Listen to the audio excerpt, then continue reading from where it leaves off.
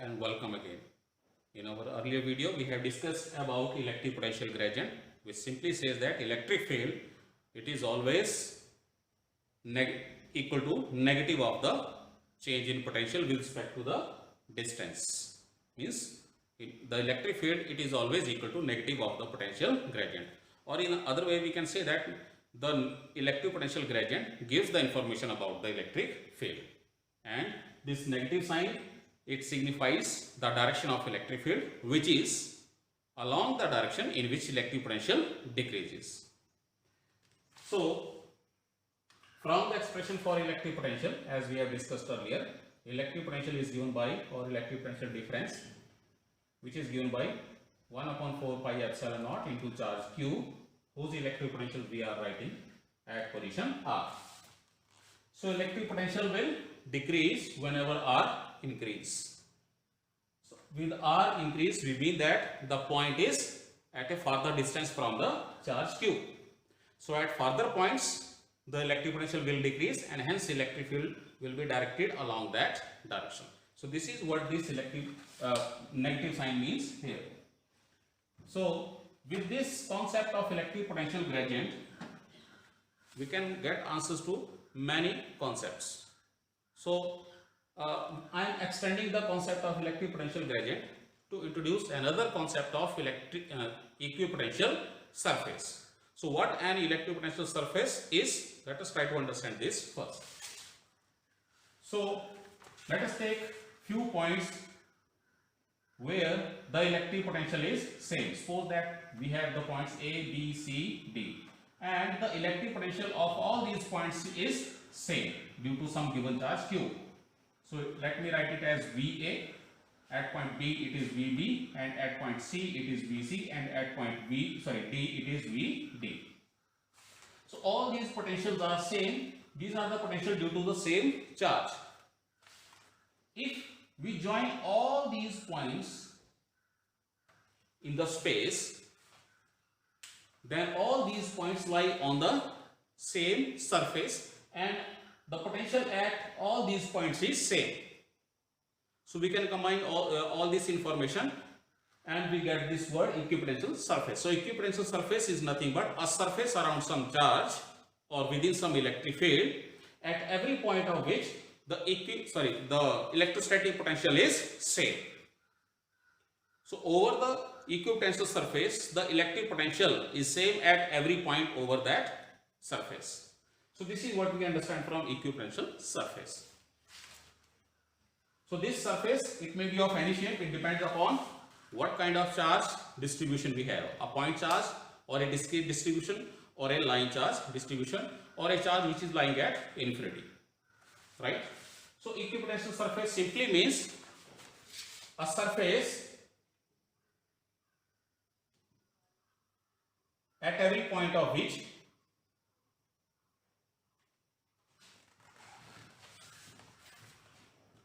the electric potential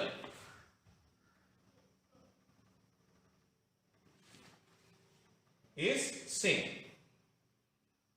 So, when we find the electric potential at every point of the surface to be same, we call the surface to be equipotential surface. So, the concept of electropotential surface is of very much importance in understanding the behavior of electric field. So, this we can do by taking the properties of the equipotential surface. Let us take the very first property, and by using this property we will try to understand the concept of electric field one by one. The very first property. Let us take some equipotential surface, and on the surface let us take any 2 points A and B, because the surface is equipotential surface. So, the potential at A, which we can write as VA, and potential at B, which we can write as VB, both will be same in magnitude because both are lying over the same equipotential surface. So, from this relation which we have understood already, the potential difference between any 2 points VB minus VA, it is given by the amount of work done between AB per unit test charge Q naught. And now, From this concept of equipotential surface, because 2 points are lying on the same equipotential surface, so potentials VA and potential VB both will be equal. If both will be equal, from this equation, the left hand side turns out to be 0. So it is 0 is equal to work done per unit test charge. So from this equation, we understand that the work done between these 2 points over the equipotential surface, it is equal to 0. So this is very important result. So equipotential surfaces says that on the surface, the work done in moving a charge from one point to the other, the work done will be 0. So there is no amount of work done while we are moving the charge on the same equipotential surface from one point of it to any other point of it. Next property of equipotential surfaces is that electric field is always normal to the equipotential surface. And how that comes? Let us take the case of same equipotential surface where we take the 2 points over it which are having the same potentials at A and at B. So from there we understand that the work done is 0 between the 2 points over the same equipotential surface. So we can write the expression this for this amount of work done, which is simply given by minus Q naught, because work is done against the electrostatic field. So it is Q naught E dot dl. This is, we already know about this work. From here it is clear that it is E dot dl, which is equal to 0. So this equation signifies that the dot product of electric field and displacement dl, it is equal to 0, which is possible only when they have an angle of 90 degree between them. So this signifies that electric field, it is perpendicular to dl. So dl, it is the displacement taking place over the surface. So dl is along the surface, and electric field from this equation has to be perpendicular over the surface. So from this we can understand the electric field, it is always perpendicular to the equipotential surface. dl goes in this direction, and hence the electric field is always perpendicular to the surface. Another important result we get from this concept of electropotential surface is that we also get the information about the regions of strong and weak electric field.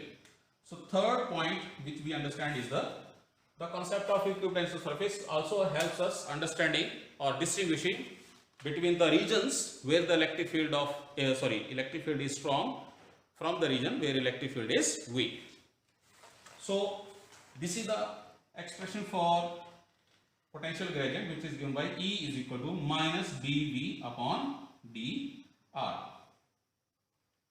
So from here we can write that dr, it is equal to minus dV upon E. So because dV, it has to be constant. If dV is constant, means the equipotential surfaces are lying at same potential, at the difference of same electric potential, at same electric potential difference. So this is dV between first and second surface, for example, and between second and third it will also be dV. Change in potential will be dV. So that means dV is constant. The surface is at equal difference of electric potentials. So because dV is constant, so from there dr, this is constant, so we can write that dr is proportional to 1 upon E. Let us draw the minus sign here in order to understand just the strength. So from this equation what we understand, that dr is the difference between the surfaces, equipotential surfaces. This is the dr.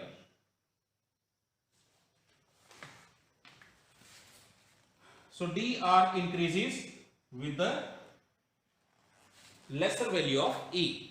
So whenever electric field has lesser value, that means electric field is weak, then at that region the separation between any two equipotential surfaces is more.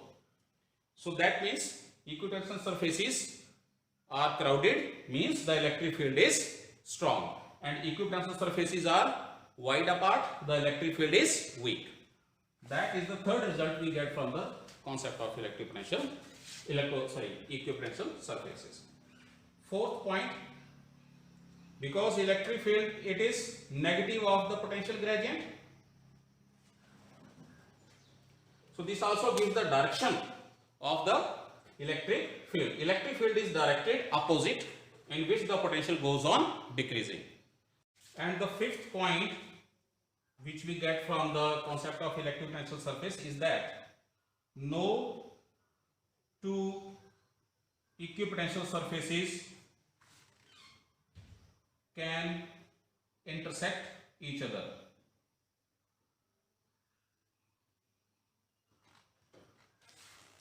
Because if they do, if any two equipotential surfaces intersect, then at the point of intersection there will be the two values of electrostatic potential, because at the same point electrostatic potential cannot have two values.